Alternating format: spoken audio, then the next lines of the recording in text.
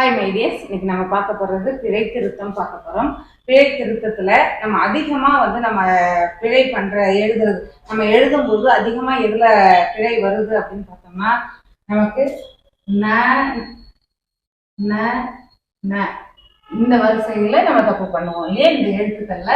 அதே மாதிரி லாவுல தப்பு பண்ணுவோம். அதே மாதிரி ராவுல அதிகமா நமக்கு எந்த ரா போடணும் எந்த லா போடணும்ன்றது நமக்கு குழப்பம் வரும். அப்போ இதுக்கு எப்படி நம்ம அதை கிளியர் பண்ணிக்கிறது, சரி பண்ணிக்கிறது அப்படின்னு பார்த்தோம்னா அதுக்கு ஒரு விதி இருக்குது. இதுல நிறைய விதிகள் இருக்கு. இன்னைக்கு நம்ம 3 விதிகள் மட்டும் நம்ம பார்க்க போறோம். இதை பார்த்தாலே நம்ம ஒரு 70-80% நம்ம பிழையை திருத்திக்கலாம். சரியா? பாருங்கம்மா, இப்போ பாருங்க. இப்போ இதை நம்ம எப்படி சொல்லுவோம், 2 சொல்லி இருக்கிறதால இதை சாதாரண நம்ம சொல்லும் பொழுது 2 சுழி ந அப்படின்னு சொல்லுவோம். இதை 3 சுழி இருக்கிறதால 3 சுழி ந அப்படின்னு சொல்லுவோம். இதுல சுழிகள் எதுவுமே இல்லாததால இதை ந அப்படின்னு சொல்லுவோம் இல்லையா. அப்படி சொல்றது பிழை. அப்ப இதை எப்படி சொல்லணும் அப்படின்னா பாருங்க, இப்போ காணாச்சா இருக்கு இல்லையா, காணாச்சாவுல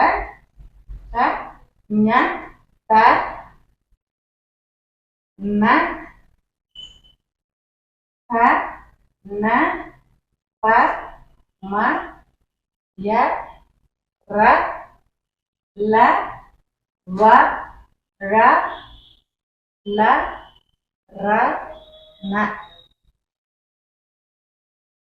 இப்போ இதுல நம்ம இந்த 2 சுழி நான் உச்சரிக்கிறோம் இல்லையா, அந்த நாவுக்கு முன்னாடி, அதாவது ஒவ்வொரு அந்தந்த எழுத்துக்கு முன்னாடி என்ன எழுத்து இருக்கு அப்படிங்கறது பார்க்க போறோம். இப்போ பாருங்க, இந்த 2 சுழி நாவுக்கு முன்னாடி என்ன எழுத்து இருக்குன்னு பாருங்க, ரகரம் இருக்குது.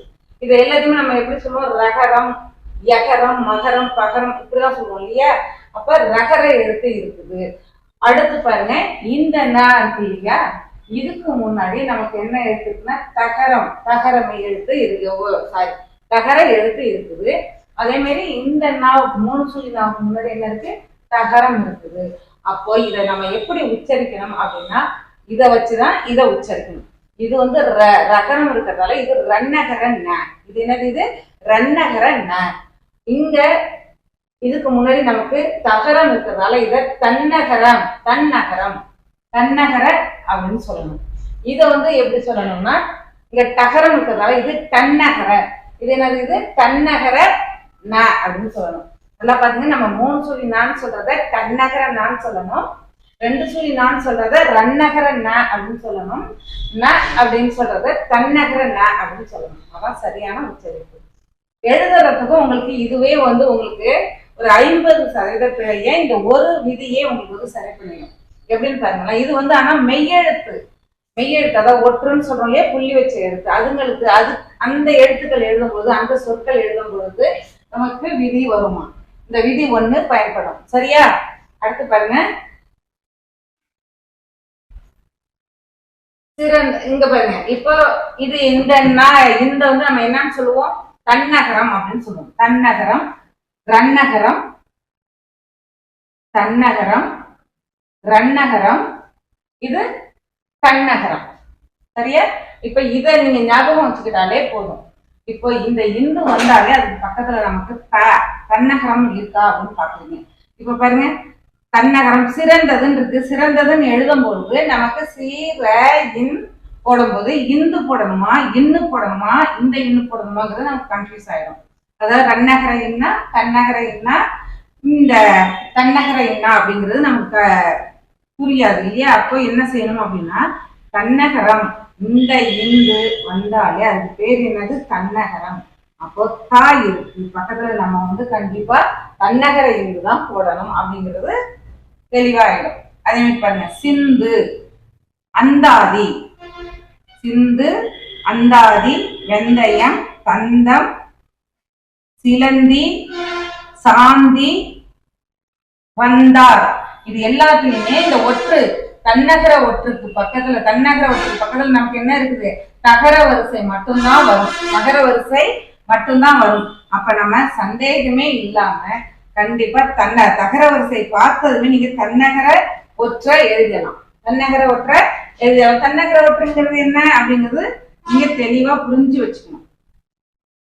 அடுத்து பாருங்க, ரன்னகர ஒற்று பார்ப்போம். இப்ப பாருங்க, இப்போ அன்றுன்னு இருக்கு இல்லையா, இப்ப பாருங்க இன்று அன்றுன்னு இருக்கு. இப்ப நம்ம எழுதும் போது அன்று அது அன்றுன்னு எழுதும் போது இன்னு போடுவோம். இப்ப இந்த இடத்துல ரன்னகர ஒற்று போடணுமா தன்னகர ஒற்று போடணுமா ஒரு சந்தேகம் வரும். இப்ப நான் எழுதுறேன் இன்று அப்படின்னு எழுதுறேன். அப்ப இது இப்ப நான் எழுதுனது சரியா அப்படின்னு எனக்கு ஒரு சந்தேகம் வருது. நான் எப்படி அதை கிளியர் பண்ணணும் அப்படின்னா, இந்த ஒற்றானது இந்த ஒற்றுக்கு பேர் என்ன, தன்னகர ஒற்று. இந்த ஒற்றுக்கு பேர் என்ன, தன்னகர ஒற்று. ஆனா நமக்கு இங்க என்ன வந்திருக்குதுங்க, தன்னகரமே வரல, ரன்னகரம் வந்திருக்கு. அப்போ இந்த ரன்னகரம் வந்திருக்குன்னா அப்ப நம்ம இங்க என்ன போடணும், இந்த நகரம் போடக்கூடாது. ரன்னகரத்துக்கு என்ன நகரம் இருக்கோ அதை தான் போடணும். ரன்னகரத்துக்கு என்ன நகரம் இருக்குது அதை தான் போடணும். இப்ப சரியாயிடுச்சா, தெளிவாயிடுச்சா, புரிஞ்சிருக்கும்னு நினைக்கிறேன். இப்ப பாருங்க, அடுத்து பாருங்க, சென்றால் அப்படின்னு இருக்கு. சென்றால் சே இன் இல் எழுதணுமா அல்லது சே இன் இல் எழுதணுமா அல்லது சென்றால் அப்படின்னு எழுதணுமா அப்படிங்கிற ஒரு சந்தேகம் வரும். இப்ப பாருங்க, சே போட்டுருவோம், அடுத்து இன்னு போடும்போது அந்த குழப்பம் நமக்கு வரும். பிரச்சனையே அந்த இடத்துலதான் வரும், ஆரம்பிக்கும். அப்ப எது போடுறது, 3 சந்தேகம் வந்து ஒரே இடத்துல இருக்குது. அப்போ நம்ம டக்குன்னு அந்த 3 ரூல் இருக்கு இல்லையா, அதை யோசிக்க வேண்டியதான். அதை நம்ம ஞாபகப்படுத்திட்டோம்னா போதும். இப்போ 3 ஒற்றுங்கிறது எது, இது தன்னகரம். அடுத்து பாருங்க, இது ரன்னகரம். அடுத்து பாருங்க, இது தன்னகரம். இப்போ இந்த ஒற்றுகளை போடுறதுலதான் நமக்கு சந்தேகமே இருக்கு. இந்த ஒற்றுல எந்த ஒற்று போட போறோங்கிறத நமக்கு சந்தேகமே. அப்ப என்ன செய்யணும்னா, இந்த ஒற்றுக்கு அடுத்த எழுத்து என்ன வரும் அப்படிங்கிறத நம்ம பார்க்கணும். இப்ப பாருங்க, சென்றான் இருக்கு, சே இன்னும் நமக்கு சந்தேகம் இருக்கு, அந்த எழுத்தை அப்படியே வச்சிருங்க. அதுக்கு அந்தாண்ட வர எழுத்து என்னன்னு பாருங்க, ரகரம் வருதா, ரா. அப்ப இத பார்த்ததுமே நம்ம என்ன செஞ்சுக்கலாம், ரன்னகர ஒற்று நமக்கு இந்த நகரம் தான். அப்போ இந்த இடத்துல நமக்கு இதுவும் வராது, இதுவும் வராது, இது மட்டும்தான் வரும் அப்படிங்கிறது நமக்கு தெளிவாயிடும். சரியா? அதே மாதிரி பாருங்க, கொன்றான், தென்றல். தென்றல் பாருங்க, தென்றல் எழுதும்போது என்ன எழுதுவோம், அதிகமா நமக்கு இந்த மிஸ்டேக் எல்லாம் வரும். இல். அப்போ இது வந்து சரியா அப்படி எழுதிட்டு இருக்கும் போதே நம்ம குழந்தைங்களுக்கு அது ஒரு சந்தேகம் வந்துடும், இது சரியா இது தவறா இருக்குமா அப்படின்ட்டு. உடனே என்ன செஞ்சுக்கலாம், அந்த 3 ரூலை நம்ம ஞாபகப்படுத்திக்கலாம் அல்லது பக்கத்துல எழுதி பார்த்துக்கலாம். எப்படி எழுதி பார்த்துக்கிறது, ஒற்றை எழுதிக்கங்க. ஒற்றை எழுதிக்கிட்டு அது எந்த வகை ஒற்று அப்படிங்கறத பக்கத்துல எழுதுங்க. இது என்னது, தன்னகர ஒற்று, இது ரன்னகர ஒற்று, இது தன்னகர ஒற்று அப்படிங்கறத எழுதிக்க வேண்டியதான். அப்போ இதை பார்த்தோன்னே நமக்கு தெரிஞ்சிச்சு இங்க என்ன இருக்குது, நமக்கு தென்றலுக்கு ரன்னகரம் இருக்குது. அப்ப ரன்னகர ஒற்றுங்கிறது எது, இந்த ஒற்று தான். அப்ப ரன்னகர ஒற்றத்துக்கு இதை அடிச்சுட்டு டக்குன்னு ரன்னகர ஒற்றை எழுதிட வேண்டியதான். இதை நீங்க சைட்ல பென்சிலால எழுதி பார்த்தாலே குழந்தைங்களுக்கு அது கிளியர் ஆயிடும். இந்த பிழையை வந்து நீங்க ஆரம்பத்திலேயே நம்ம வந்து சரி பண்ணலைன்னா நம்ம எவ்வளவு நம்ம வயசுல எழுதுற நமக்கு அந்த பிழை வரும். அதனால இந்த வகுப்பை நல்லா ஓரளவுக்கு தெரிஞ்சுக்கணும். இந்த விதி ஒண்ணு தெரிஞ்சுட்டாலே உங்களுக்கு பாதி பிழைகள் குறைஞ்சிருமா. அடுத்து பாருங்க, போன்றன்னு எழுதும் போதும் இப்ப நம்மளே நிறைய பேப்பர் திருத்துறோம் இல்லையா, அந்த பேப்பர் திருத்தும் போது பாத்தீங்கன்னா அந்த குழந்தைங்களுக்கு வர மிஸ்டேக்கே வந்து இதுலதான் அதிகமா இருக்கும். இந்த ராரா லாலா நானா இதுலதான் மிஸ்டேக்கே அதிகம் பண்ணுவாங்க. அப்ப இந்த ரூலை நல்லா தெரிஞ்சுக்கிட்டீங்கன்னா போதும். பாருங்க, போன்ற அப்படிங்கும்போது போ இன் வருமா அல்லது போ இன் வருமா அல்லது இந்த போன்ற எழுதணுமா, இந்த 3 சந்தேகம் கண்டிப்பா வந்து நின்றுட்டு பிள்ளைங்களுக்கு. அப்ப என்ன செய்யலாம், போட்டாச்சு, இன்னுலதான் நமக்கு சந்தேகமே இருக்கு. அப்ப அதுக்கு அடுத்த எழுத்து என்னங்கிறத பார்க்க சொல்லியிருக்கேன். அதுக்கு அடுத்த எழுத்து எந்த நகரத்துல இருக்குன்னு பாருங்க, ரகரமா தகரமா தகரமான்னு பாருங்க. இப்ப இங்க என்ன இருக்குது, ரகரம் இருக்குது. அப்ப என்ன போடணும், நம்ம ரகரத்துக்கான ஒற்று எது, ரகரத்துக்கான ஒற்று இந்த வந்து போன்றங்கும் போது ரன்னகரம் வரும் இல்லையா, ரன்னகர ஒற்று. அப்ப அந்த நம்ம சொல்றோம் இல்லையா, ரன்னகர ஒற்றை எடுத்து எழுதணும். அப்ப இதுதான் சரியான விடை. அப்ப நம்ம இந்த எண்ணு போடக்கூடாது, இந்த எண்ணும் போடக்கூடாது. கிளியரா தெரிஞ்சிடும். ஒரே ஒரு ரூல் தான், இந்த விதி ஒண்ணுல அந்த ஒரே ஒரு விதி தான் நீங்க பார்க்க போறீங்க. என்ன அப்படின்னா, நமக்கு சந்தேகம் வர இடத்துல இந்த மூணுத்துக்குமே தன்னகரம் தன்னகரம் தன்னகரம் மூணுத்துலயுமே நம்ம என்ன பார்க்க போறோம் அப்படின்னாக்க, சந்தேகம் வரும்பொழுது இது வந்து பக்கத்துல எந்த எழுத்து இருக்குது அப்படிங்கிறத நீங்க கவனிச்சாலே போதும். தகரம் இருக்குதா, ரகரம் எழுத்து இருக்குதா, தகர எழுத்து இருக்குதா அப்படின்னு பாருங்க. வரிசை இதுன்னா தானா தாதான் இருக்கணும், ரானா ராதான் இருக்கணும், தானா தாதான் இருக்கணும்ங்கிறது கிடையாது. தகர வரிசை தா தா தீ தீ தூ தூ, ரகர வரிசை ராரா ரீ ரீ ரூ ரூ ரே ரே ரை, அந்த மாதிரி அந்த வரிசைகள்ல எந்த எழுத்து வேணாலும் இருக்கலாம் நமக்கு. ஸோ தகர வரிசை இருந்தால் தன்னகர ஒற்று எழுதணும், ரகர வரிசையா இருந்தால் ரன்னகர ஒற்று எழுதணும், தகர வரிசையா இருந்ததுன்னா தன்னகர ஒற்று எழுதணும். அவ்வளவுதான். அது ரொம்ப ரொம்ப ஈஸியான விதி, ஈஸியா நீங்க ஞாபகம் வச்சுக்குவாங்கல்ல. அடுத்து பாருங்க விதி 2. இதுவும் வந்து கொஞ்சம் ஈஸியானதுதான், நல்லா ஞாபகத்துல வச்சுக்கலாம். பாருங்க விதி 2ல என்ன அப்படின்னா, நான் எழுதுறோம் இல்லையா, இப்ப நகரம், நகர பேருந்து எங்கே செல்கிறதுன்னு கேட்போம்.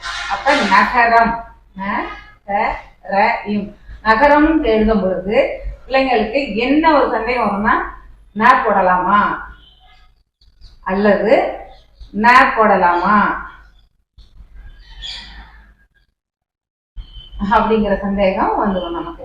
இப்போ ஒற்றை எழுத்துக்களை நம்ம இங்க பார்த்துக்கலாம். இப்ப இங்க பார்க்கும் பொழுது முதல் எழுத்துல எந்த எழுத்து போடுறது, எந்த நகரம் போடுறது அப்படிங்கிறது ஒரு சந்தேகம் வந்துடும்.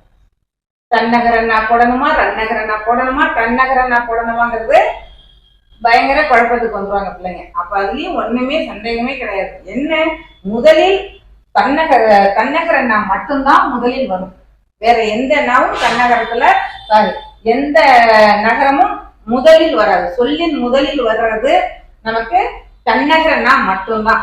அந்த ஒரு விதியை நல்லா ஞாபகம் வச்சுங்க. சொல்லின் முதலில் வருவது தன்னகரன்னா மட்டும்தான் வரும். பாருங்க, எடுத்துக்காட்டு நண்பன், நண்பன் அப்படின்னு எழுதும் போது நண்பன் எழுதுறோம். அப்ப நண்பன் எழுதலாமா, எழுதலாமா? எழுதக்கூடாது. ஏன்னா முதலில் சொல்லின் முதலில் வரும் நகரம் வந்து தன்னகரம் மட்டுமே. தன்னகர நான் மட்டும்தான் எழுதணும். அப்ப தன்னகர நாங்கிறது எது? அவ்வளவுதான், ரொம்ப ஈஸியானது.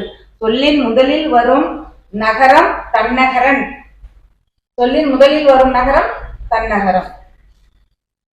அதே மாதிரி பாருங்க, நண்டு, நரி, நெளிந்தன. இப்ப நெளிந்தனன் இருக்கு. இப்ப நம்ம இந்த நெளிந்தனன் எழுதலாமா? எழுதக்கூடாது. ஏன்னா இது சொல்லின் முதலில் வராது அப்படின்னு சொல்லியிருக்கோம். ரன்னகரம் வந்து முதலில் வராது இல்லையா?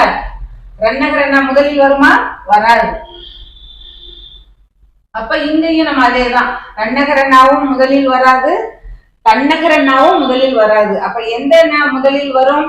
தன்னகரன் மட்டும்தான் சொல்லின் முதலில் வரும். அது விதி 2ல முதல் விதி, நல்லா ஞாபகம் வச்சுங்க. தன்னகரன்னா சொல்லின் முதலில் வரும்.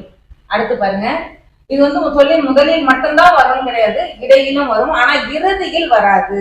நல்லா ஞாபகம் வச்சுங்க.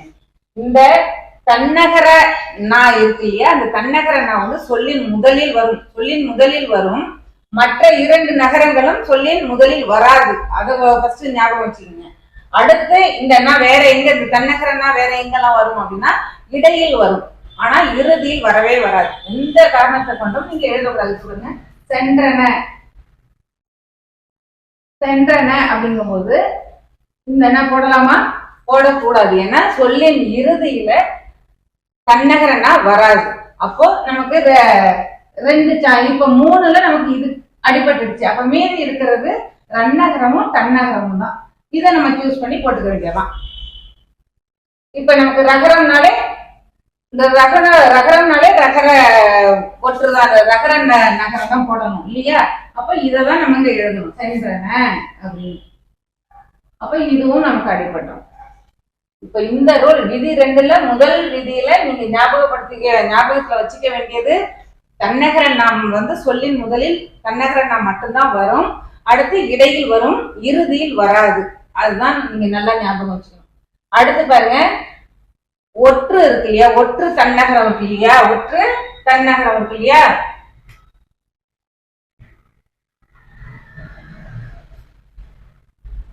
ஒற்று தன்னகரம் வந்து அதன் அடுத்த ஒற்று தன்னகரத்துக்கு அடுத்த உயிர்மை எழுத்து அதிகமா எப்படி இருக்கும்னா அதே தன்னகரத்துலதான் வரும், அதே தன்னகரமா தான் வரும். எப்படி அப்படின்னு பாத்தீங்கன்னா, இப்ப இங்க நமக்கு தன்னகர ஒற்று இருக்கு, இங்கேயும் நமக்கு தன்னகர ஒற்று இருக்கு. அதுக்கு அடுத்த உயிர்மை எழுத்து என்னவா இருக்கும்? இதுவும் ஒரு விதி, ஞாபகம் வச்சுங்க. நமக்கு அதே நகரம் தான் வரணும், தன்னகரம் தான் வரணும். அதே மாதிரி இங்கேயும் அதே தன்னகரம் தான் வரணும். தன்னகரம்னா அந்த நானா வரிசையில எந்த எழுத்துனாலும் வரலாம். ஒற்றை எழுத்து எந்த நகரமாக இருக்கிறதோ, அதாவது தன்னகரமா தன்னகரமா ரன்னகரமா எந்த நகரமாக இருந்தாலும் ஒற்றெழுத்து அதுக்கு அடுத்து வரும் உயிர்மை எழுத்தானது அதே நகரத்தை கொண்டுதான் வரும். சுண்ணாம்பு, சுண்ணாம்பு. வண்ணம், கண்ணோட்டம். ஓகேவா? சரியா? இப்ப அதே மாதிரி பாருங்க, இங்கேயும் இது என்னது, ரன்னகர ஒற்று இருக்கா, ரன்னகர ஒற்று முன்னர்னு இருக்கு. அப்ப முன்னருக்கு அடுத்து வர உயிர்மை எழுத்து என்னவா இருக்கு? அதே ரன்னகர நகரம் தான் இருக்குது. இங்க பாருங்க, உயிர்மை எழுத்து ரன்னகரம் வந்திருக்கு, மெய் எழுத்து ரன்னகரம் வந்திருக்குது. அப்ப அதுக்கு அடுத்து வர உயிர்மை எழுத்து நமக்கு என்னவா இருக்குது? ரன்னகர உயிர்மை எழுத்து தான் நமக்கு வந்திருக்கு. எண்ணும், சின்னஞ்சிறு அப்படிங்கிறது, இதெல்லாம் ஒரு சின்ன சின்ன நமக்கு விதிகள், ஞாபகம் வச்சுக்கோங்க. இப்போ இந்த ரெண்டு விதியும் ஒரு டைம் நம்ம இங்க ரிவிஷன் பண்ணிக்கலாமா? இப்ப பாருங்க, ஃபர்ஸ்ட் வந்து ஒற்று மெய்யெழுத்துன்னு சொல்றோம் இல்லையா, அதுக்கு இப்போ ஒற்று எழுத்துக்கள் வந்துச்சுன்னா, அதாவது தன்னகர ஒற்று வந்தால் பக்கத்துல தாய் இருக்கான்னு பார்த்துட்டு நீங்க அப்ப அந்த 3 நகர ஒற்றுல எந்த நகரம் போடணும்? தன்னகரம் நகர வரிசை இருந்தால் தன்னகர ஒற்றை எழுதணும், தகர வரிசை இருந்தால் தன்னகர ஒற்றை எழுதிக்கலாம், ரகர வரிசை இருந்தால் ரன்னகர ஒற்றை எழுதிக்கலாம். சரியா? மண்டபம், மண்டபம். உண்டு, கண்டான், நண்டு, வண்டு, வண்டி, கொண்டார், தண்டனை, தண்டனை. இப்ப இதுக்கு எல்லாத்துலயுமே பாருங்க தகர வரிசை வந்திருக்கும் பாருங்க. ஏன்னா இது வந்து தன்னகர எண்ணு இல்லையா? தன்னகர எண்ணுக்கு நிறைய நம்ம வந்து இந்த உண்டுங்கிற இடத்துல நிறைய தப்பு பண்ணுவாங்க நம்ம குழந்தைங்க. பாருங்க, உண்டுங்கிற சொல்லல, உண்டு அப்படிங்கும் போது டக்குன்னு ரன்னகர இன்னும் போடுறாங்களான்னு பாருங்க. ஏன் அப்படின்னாக்கா, இதுல இந்த இடத்துல நம்ம போட்டது ரைட்டா சரியா அப்படின்னு யோசிக்கணும்னா, நமக்கு இங்க என்ன இருக்கு, பக்கத்துல என்ன எழுத்து இருக்கணும்னு பார்க்க சொல்லியிருக்கேன். பக்கத்துல என்ன இருக்குது? ரகரம் இருக்குதா, தகர எழுத்து இருக்குதா, அல்லது தகர எழுத்து இருக்கான்னு பார்க்கணும். இங்க நமக்கு இருக்கிறது தகர வரிசை, டூங்கிறது என்ன, தகர வரிசை. அப்போ அதுக்கு பக்கத்துல நம்ம எந்த எண்ணு போடணும் அப்படிங்கிறது தெளிவா நமக்கு புரிஞ்சிடும். அடுத்து பாருங்க, விதி 2. விதி 2ல தன்னகர இந்து, எப்ப தன்னகர இந்துக்கு பக்கத்துல தன்னகரம், தன்னகரம் இந்து மெய்யெழுத்து கிடையாது, மெய்யெழுத்து சொல்லல நானு. தன்னகரம் எப்ப வரும்னா சொல்லின் முதலில் தன்னகரம் மட்டும்தான் வரும், சொல்லின் முதலில் தன்னகரம் மட்டும்தான் வரும். சரியா? சொல்லின் முதலில் தன்னகரம் மட்டும்தான் வரும், அடுத்து இடையில் வரும், அவ்வளவுதான். இறுதியில் கண்டிப்பா வரவே வராது. இறுதியில ந அப்படிங்கிற எழுத்து வந்தாலே அது தன்னகரத்தை விட்டுட்டு மீதி 2 தான் என்ன இருக்கு, ரன்னகரமும் தன்னகரமும். அததான் நீங்க பார்க்கணும், இங்க தன்னகரம் வருமா ரன்னகரம் வருமா அப்படின்னு. அடுத்த ரூல், உயிர்மை, அதாவது நமக்கு மெய்யெழுத்து எந்த நகரம் வருது அப்படின்னு பார்க்கணும். உயிர் எழுத்து மெய்யெழுத்து வந்து மெய்யினா ஒற்று எழுத்து, அதாவது புள்ளி வச்ச எழுத்து எந்த நகரம் வருதுன்னு பார்க்கணும். அதாவது தன்னகரம் வருதா, தன்னகரம் வருதா, ரன்னகரம் வருதான்னு பார்க்கணும். அப்படி வந்துச்சுன்னா அதுக்கு பக்கத்துல, இப்ப நமக்கு இந்த இடத்துல நமக்கு ரன்னகரம் பாருங்களா, முன்னர்னு இருக்கு. இப்ப முன்னருங்கிறது எந்த ஒற்று? ரன்னகர ஒற்று. அப்ப ரன்னகருக்கு பக்கத்துல உயிர்மை எழுத்து வந்துச்சுன்னா இங்க என்ன ரன்னகரம், இங்க என்ன அகரம் வருதோ அதேதான் இங்கேயும் வரும். ரன்னகர ஒற்று வந்துச்சுன்னா இங்கே என்ன வரும்? அதே ரன்னகர உயிர்மை எழுத்து தான் வரும். அதேதான் இதுக்கு 3த்துக்குமே. பாருங்க, அந்நகரம், சென்னாய், சுண்ணாம்பு, தண்ணீர், வண்ணம், கண்ணோட்டம், இது எல்லாமே. அடுத்து பாருங்க, விதி 3. விதி 3 வந்து கொஞ்சம் உங்களுக்கு குழப்பமா இருக்கு. இதை கொஞ்சம் நல்லா டீப்பா பார்த்து புரிஞ்சுக்கணும், வேற வழியே இல்லை நமக்கு. இவ பாருங்க, இதுலயும் உயிர்மை நகரம் இருக்கு இல்லையா, உயிர்மை நகரம், அதாவது மெய்யெழுத்துக்கள் இல்லாம, இது ரெண்டுமே நம்ம மெய்யெழுத்தை வச்சுதான் நம்ம அந்த 2 விதியும் சொன்னோம். இதுல வந்து மெய்யெழுத்துக்கள் இல்லாமல் நம்ம உயிர்மை எழுத்துக்களை பார்க்க போறோம். இப்ப பாருங்க, உயிர்மை எழுத்துக்கள்ல நகரம், இது என்ன நகரம்? தன்னகரம். இதுல வந்து கண்டிப்பா வந்து அதிகமா 90% நகர வரிசை மட்டும்தான் வரும். அரிதா எகர வரிசை வரும். அரிதா எகர வரிசை வரும். அதுக்கு எடுத்துக்காட்டு தான் நமக்கு நோய். நகர வரிசைக்கு, அதாவது இது வந்து நமக்கு புள்ளி வச்ச எழுத்து, மெய் எழுத்து கிடையாது, இது உயிர்மை எழுத்து. உயிர்மைக்கு அடுத்து நமக்கு வர்றது எகர வரிசைன்னு காமிச்சிருக்கு. அதே மாதிரி பாருங்க, உயிர்மை வரிசைக்கு அடுத்து வர்றது விருந்தோம்பல். இத்து வருதா? இப்போ அதுக்கு வந்து உங்களுக்கு சில எழுத்துக்கெல்லாம் ஞாபகம் வச்சுக்கிட்டீங்கன்னா, இந்தந்த எழுத்துக்கு பக்கத்துலாம் இந்தந்த நகர ஒற்று வரும் அப்படிங்கறத நீங்க ஞாபகம் வச்சுக்கலாம். இத்துக்கு உங்களுக்கு தெளிவா தெரியும், நம்ம நிறைய எக்ஸாம்பிள் பார்த்துருவோம், எடுத்துக்காட்டு. அதே மாதிரி இந்த இன்னும் வந்து எது? தகர ஒற்று. இந்த தகர ஒற்றுக்கு இக்கு, இச்சி, இஞ்சி, இட்டு, இப்பு, இம்மு, ஈ, இவ்வு, இது எல்லாமே வரும். நம்ம வந்து இதுல வந்து தகர ஒற்று தான் உங்களுக்கு, நம்ம அந்த ஒற்றுல பார்க்கும்போது தகர ஒற்று, தகர எழுத்துக்கு முன்னாடி தகர நகரம் போடணும்னு சொல்லியிருந்தார், தகர நகரம் போடணும்னு சொல்லியிருந்தார். அதே மாதிரி இங்க இது வந்து என்னது? நகர ஒற்றுன்னு சொல்லியிருந்தோம். ரகரம், சாரி, ரகர நகரம் சொல்லியிருந்தோம். இப்ப இத 3ஐயும் விட்டுட்டு மீதி இருக்கிற எழுத்துக்கள் எதற்கு பக்கத்துல எல்லாம் இந்தந்த எழுத்துக்கள் வரும் போடணும் அப்படின்னு பார்த்தோம்னா, இக்கு, இச்சி, இஞ்சி, இப்பு, இம்மு, ஈ, இவ்வு. அதே மாதிரி ரகர ஒற்றுக்கு இக்கு, இச்சி, இஞ்சி, இப்பு, இம்மு, ஈ, இவ்வு, இதெல்லாம் நமக்கு வரும். இப்ப இந்த மாதிரியான எழுத்துக்கள்லாம் இங்க நம்ம பயிருக்கு வரும். இனிமை, இப்ப இங்க எங்க மிஸ் இருக்குது அப்படின்னு கேட்டீங்கன்னா, இம்மு கூட்டல் ஐ. அதே மாதிரி பாருங்க, எனப்படும். இப்போ வந்திருக்க அடுத்து பாருங்க, அனைவரும், வ, இவ்வு கூட்டல் அ. குணக்கு, பிக்கு. அடுத்து பாருங்க, இணையம், இணையம், ஈ கூட்டல் அ வந்திருக்குதா? அப்போ இந்த எழுத்துக்கள் மட்டும், நம்ம மெய்யெழுத்துக்கள்ல இந்த எழுத்துக்களை மட்டும் கொஞ்சம் ஞாபகம் வச்சுக்கோங்க. இக்கு, இச்சி, இஞ்சி, இட்டு உங்களுக்கு தெரியும், அதனால அதை விட்டுருங்க. ஏன்னா டகர ஒற்றுன்னு தான் இது பேரு, அதனால இட்டு நீங்க ஞாபகம் வச்சுக்கணும்னு அவசியம் இல்லை. இக்கு, இச்சி, இஞ்சி, இப்பு, இம்மு, ஈ, இவ்வு, இதுதான் நமக்கு டகர ஒற்றுக்கு. அதே மாதிரி ரகர ஒற்றுக்கும் ரகரத்தை விட்டுடுங்க, மீதியை பார்த்துங்க. இக்கு, இச்சி, இஞ்சி, இப்பு, இம்மு, ஈ, இவ்வு, இந்த ஒற்றுக்கள் தாங்க. சரியா? நீங்க இத்துனால இந்து நகர ஒற்று, சாரி, தகர ஒற்றுக்கு நீங்க இத்துதான். சாதாரண நம்ம பகுதி உறுப்பு இலக்கணங்கள் பிரிக்கும் போதே உங்களுக்கு பகுதி பிரிக்கும் போது உங்களுக்கு சொல்லி இருந்திருப்பாங்க. பாருங்களேன், வந்து, வந்த, வந்து எப்படி வேணாலும் வச்சுக்கோங்க. இதை எப்படி நம்ம பிரிப்போம்? வா கூட்டல் இந்து போட்டுட்டு அதோடைய உண்மையான எழுத்து இத்துன்னு சொல்லுவோம். இதைதான் சந்தின்னு சொல்லுவோம், இதை விகாரம்னு சொல்லுவோம்.